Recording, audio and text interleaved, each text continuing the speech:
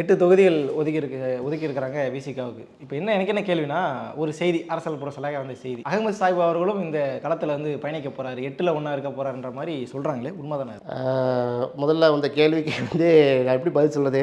அதாவது உண்மைதான், நாங்கள் நாமினேஷன் பண்ணியிருக்கிறேன். ஏன்னா எலக்ட்ரலுடைய அந்த பாலிடிக்ஸில் வந்து அந்த தூரம் வர்றதுக்கு நிறைய பாடுபட வேண்டும். கடந்த 3 வருடங்களாக கட்சியில் பயணித்து தலைவருடைய அந்த கொள்கையை உள்வாங்கி உங்களை போன்ற நல்ல பத்திரிகையுடைய தொழில்கள் நல்ல உள்ளவங்களுடைய அந்த ஒத்துழைப்போடு நம்ம இந்த அளவுக்கு ஒரு மாநில பொறுப்புக்கு நம்ம வந்து நாம் வந்து பண்ணியிருக்கிறோம்.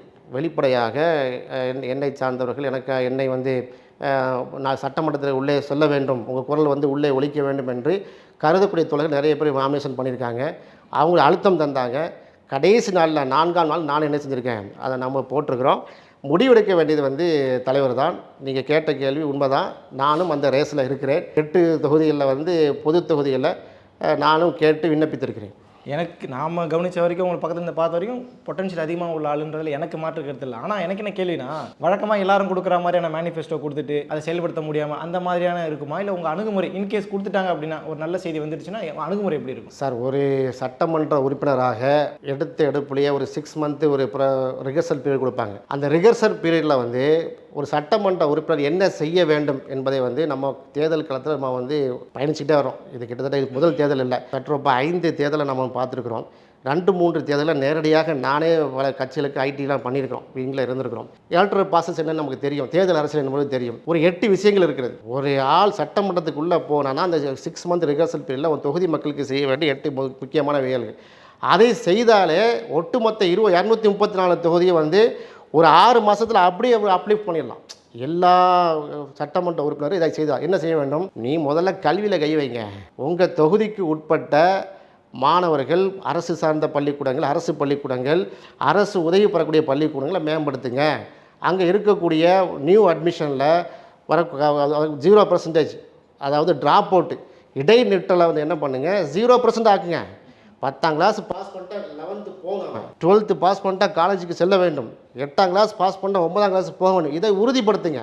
ஒவ்வொரு சட்டமன்ற தொகுதி வந்து அந்த உறுப்பினரும் இதை கண்காணிப்பாக பார்த்தாலே கல்வியில் ஃபஸ்ட்டு மேலே வந்துடுவோம். கல்வியில் ஒரு சமூக முறை அப்படியே மேலே வந்துச்சுன்னா அடுத்து பொருளாதாரம் மேம்பட்டு வந்துவிடும்.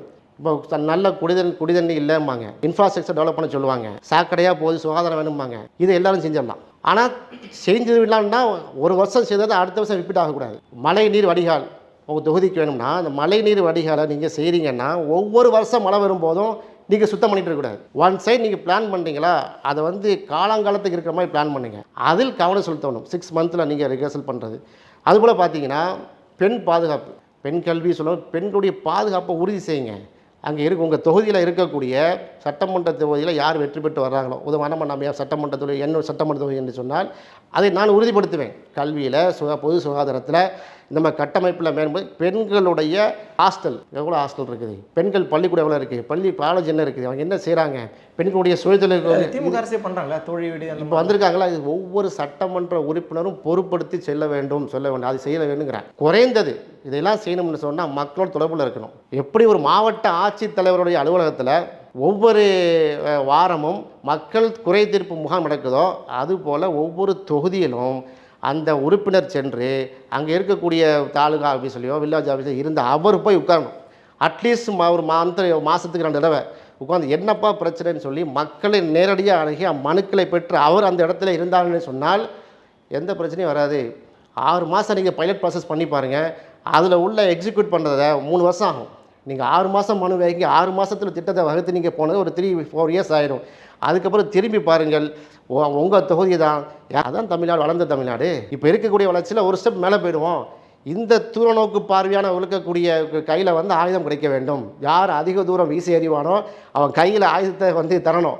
அப்படிப்பட்ட நிறைய மக்கள் இருக்கிறாங்க. அவர்கள் எல்லாம் இந்த வரக்கூடிய 2026 சட்டமன்ற தேர்தலில் வாய்ப்பு வழங்கப்பட்டு மேலும் திராவிட மாடல் 2.0வில் தமிழ்நாடு வந்து இந்தியாவில் மட்டுமல்ல உலகத்திலேயே ஒரு பெரிய சிறந்த மாநிலமாக மாற்றுறதுக்கான வேலைகளை செய்வோம்.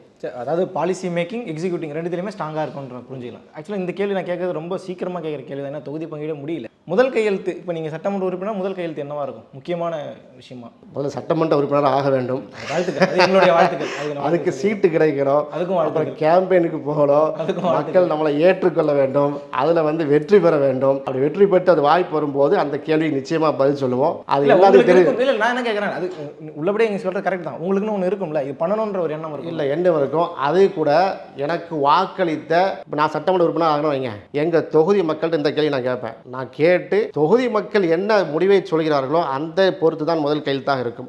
உதாரணமாக அந்த தொகுதியில் வந்து சொல்கிறாங்க, இந்த தொகுதியில் 5 வருடத்தில் எந்த விதமான ஆணவ கொலை நடக்கக்கூடாது உறுதி சொல்லிலாம் சொல்கிறாங்க. நான் அது கையெழுத்து போடுவேன். 5 வருஷத்தில் வந்து என்னுடைய சட்டமன்ற தொகுதியில் ஆணவ கொலை இருக்காதியா, நான் உறுதி தரேன்னு சொல்லுவேன். எப்படி இருக்காது, அதுக்கு நான் பைலட் ப்ராசஸ் பண்ணுவேன். அதுக்கான காவல்துறையை உட்கார்ந்து சமூகத்துடைய ஒட்டுமொத்த மேம்பாட்டுக்கு நான் வேலை செய்வேன். பெரிய ப்ராசஸ். நான் சொன்னதுக்காக சொல்கிறேன். இல்லை எங்கள் குடிநீர் தான் பிரச்சனை, சுத்தமான சுத்திகரிக்கப்பட்ட குடிநீர் அப்படின்னு நான் கையெழுத்து போடுவேன்.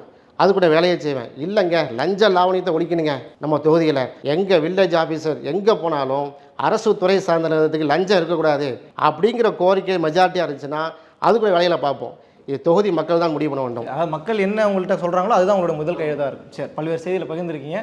உங்களுடைய பயணமும் கனவும் நிறைவேற ஐத்தமிழ் சார்பாக வாழ்த்துக்கள். நன்றி.